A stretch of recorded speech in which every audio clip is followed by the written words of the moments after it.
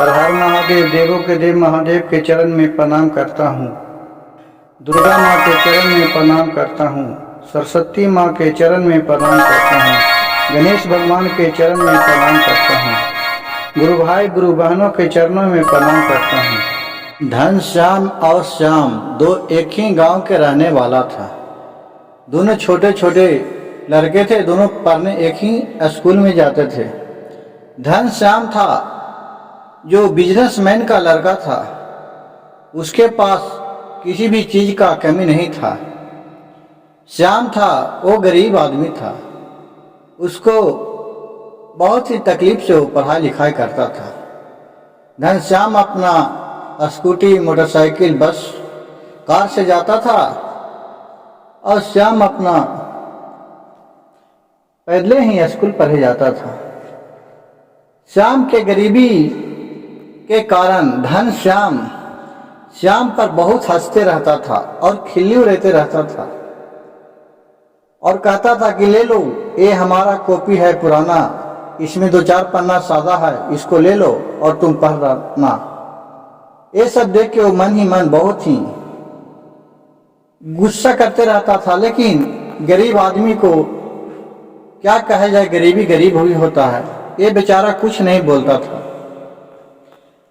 इसी तरह एक दिन घनश्याम श्याम से बोला कि भाई, अगर तुम्हारे पास पढ़ने के लिए खर्चा नहीं जुटता है तो तुम मेरे घर में आकर काम काज करो और तुमको कुछ पैसा देंगे, उससे तुम अपना पढ़ाई लिखाई पूरा कर लेना। श्याम बोला कि भाई मेरे दोस्त, हम पर क्यों तुम इतना हर वक्त हंसी मजाक करते रहता है। अगर भगवान की कृपा होगा, शिव गुरु की कृपा होगा तो मैं भी एक दिन तुम्हारे जैसा सेठ बन जाऊंगा। ये सब तो ऊपर वाला का लिखा होता है कि किसका समय कब बदलता है जिसका कोई भी नहीं जानता है।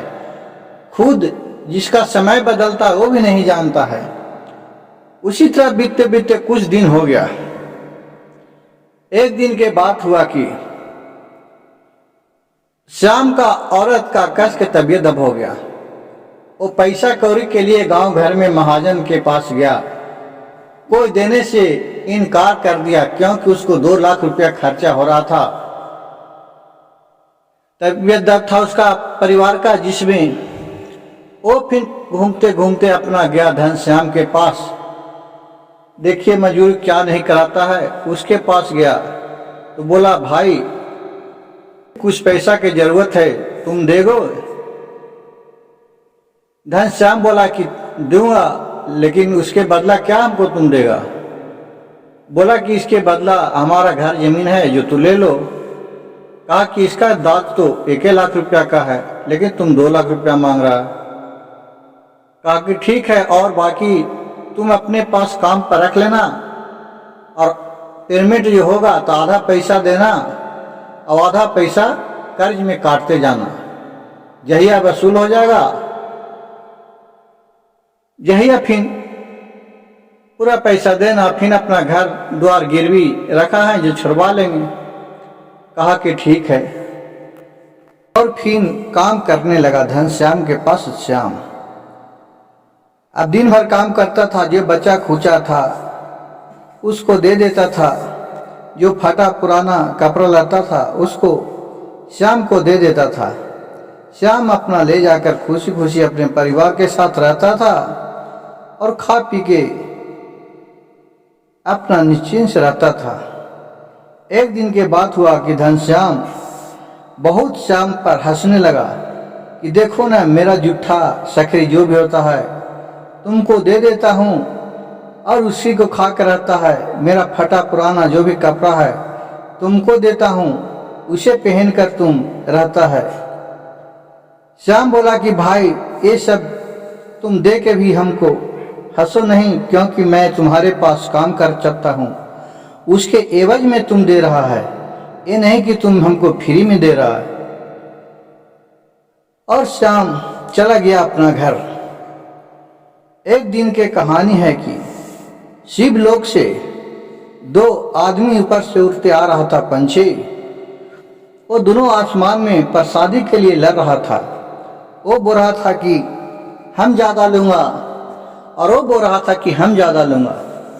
उसी करते करते थोड़ा प्रसादी गिर गया नीचे, जो घनश्याम था उसी का महल पर, और जाके उसका जो एसी था उस पर जाके गिर गया, जिससे वो एसी बंद हो गया। अब घनश्याम सोचा कि क्यों ना अब इसको पैसा शुरू होने वाला है, एसी दे देता हूँ श्याम को, वो अपना घर में लगाएगा और चलाएगा, क्योंकि एसी बिगड़ा हुआ है और इसके एवज में कुछ पैसा भी मेकअप करते जाऊंगा, इससे कुछ दिन और हमारे के यहाँ मजदूरी करेगा। ये सोच विचार कर दोनों परिवार बोला कि ठीक है घनश्याम, क्योंकि इसके मन में कपट बहुत था। सोचा कि ठीक है। आया श्याम से बोला कि भाई तुम एसी ले जाएगा मेरा? कहा कि नहीं, एसी मैं कहाँ ले जाऊंगा, मैं तो लगा नहीं पाऊंगा। इसकी ले जाओ और जो भी पैसा होगा तो तुम धीरे धीरे कटवाना, मैं इसका आधा रेट में तुमको दे देता हूँ। कहा कि ठीक है। वो अपनी एसी लेके श्याम अपने घर आ गया। वो एसी लगवाया तो एसी तो बिगड़ा हुआ था, एसी चालू नहीं हुआ। फिर वो घनश्याम के पास गया और बोला कि भाई तुम एसी हमको पुराना दे दिया है। घनश्याम बोला कि नहीं नहीं, एसी तुमको पुराना क्यों दिया हूँ? घनश्याम बोला कि मैं एसी नहीं लूँगा, मैं तो तुमको अच्छा एसी दिया था, बिगड़ा थोड़ी दिया था। नहीं, मैं लूँगा और मैं पैसा भी कटवाऊँगा, तुम्हारे पेमेंट से काटेगा और ज़्यादा करेगा कहाँ बात, तो तुमको हम जाके केस कर दूंगा तुमको मैं। ये सब बोल के और अपना घरे चल गया। फिर शाम हुआ, काम करके घरे चल गया। उसके बाद उसका औरत से अपने बोला श्याम के ऐसा ऐसा सेठ जी बात बोला है। कहा कि ठीक है, मैं एसी खोल के ले जाता हूँ। नहीं कैसे लेगा, मैं चलाया हूँ थोड़ी। जब एसी खोलने गया तो उसमें से शिवमय हो गया था। एसी में से बोली निकल रहा है कि तुम हमको नहीं खोलो, तुम बहुत ही शिव भक्त है, तुम बहुत ही मनाते हैं, तुम्हारे पास बहुत ही गरीबी है, अब तुम्हारे अच्छा दिन लौटने वाला है, तुम नहीं पहुंचाओ, बोलो तुम्हें क्या चाहिए। उसका औरत बोला कि तुम हमको खूब मनी पैसा दीजिए कि जाके मैं सेठ को अपना घर गिरवी है जो छुड़ा सकूं और अपने पति को वहां से वापस ला सकूं। कहा कि ठीक है, तुम मेरे एसी को चालू करो। और वहां से ऑन किया श्याम का औरत और खाली पैसा बरसने लगा। खूब पैसा बरसा, इटैची में पूरा पैसा लेके, और वो श्याम और उसका औरत दोनों घनश्याम के पास चला गया। बोला कि सेठ जी ये लीजिए आप अपना पैसा, मैं आपका पैसा जुगाड़ कर दिया हूँ, अब मेरा जो घर गिरवी है वो हमको दे दीजिए। ये सब देख के सेठ घनश्याम बहुत ही कहने लगा कि तुम्हारे पास इतना पैसा आया कहाँ से? कहा कि देखिए, जिसका कोई नहीं होता है उसका भगवान होता है, भगवान पर भरोसा है, उन्हीं का देन है। कहा कि ठीक है, और हाँ चले गया। फिर उसका सेठ जी एक शादी में गया हुआ था, इसको भी शादी में कार्ड मिला था निमंत्रण की, आप भी आइएगा। घनश्याम के औरत गया इसी के पास, बोला कि हमें सुंदर सुंदर कपड़ा वस्त्र चाहिए और सोना चांदी चाहिए पहनने के लिए। कहा कि ठीक है, एसी चालू करो, तुमको मिल जाएगा। और एसी चालू किया और उसको मिल खाली सोना चांदी बरसने लगा इसी से, कपड़ा लता, और फिर अच्छा अच्छा सुंदर पहन के फिर जहाँ घनश्याम गया था वहाँ ये भी गया। देख रहा है कि वाह कितना अच्छा अच्छा पहन के आया है घनश्याम। देख के तो उसका सेठ का एकदम मियाज हिल गया। कहा कि यह इतना पैसा कहाँ से ला रहा है? वो अंदर ही अंदर वो दोनों औरत बहुत ही दुष्व्यवहार से देखने लगा, इस पर जरने लगा। लेकिन कहता है गुरु भाई गुरु बहन कि जिसको कोई नहीं होता है उसको भगवान होते हैं। जितने उस पर ये जलने लगा, अब भगवान की कृपा से उसका बिजनेस में उतना ही ठप चलने लगा। धीरे धीरे इतना उसको गरीबी आ गया घनश्याम के कि उसको पूरा बिजनेस में अच्छा लॉस गया, जिससे वो एकदम टूट गया और चारों पट्टी वो खोजने लगा पैसा सूद पर के लिए कि कोई दे दो। कोई मदद करने से इनकार चल गया, क्योंकि उसका नेचर जा रहा था कि घनश्याम बहुत ही बेईमान आदमी है। उसको कोई पैसा नहीं दिया। फिर श्याम ने जाकर उस सेठ को ढेर सा पैसा इटैची में भर के दिया और बोला कि लीजिए सेठ जी, आप इससे बिजनेस में पूंजी लगाइए और आगे बढ़िए। घनश्याम बोला श्याम से कि भाई तुम हमको इतना पैसा क्यों दे रहा है, इसके बदले तुम्हें क्या चाहिए? श्याम बोला कि इसके बदले में हमको कुछ नहीं चाहिए,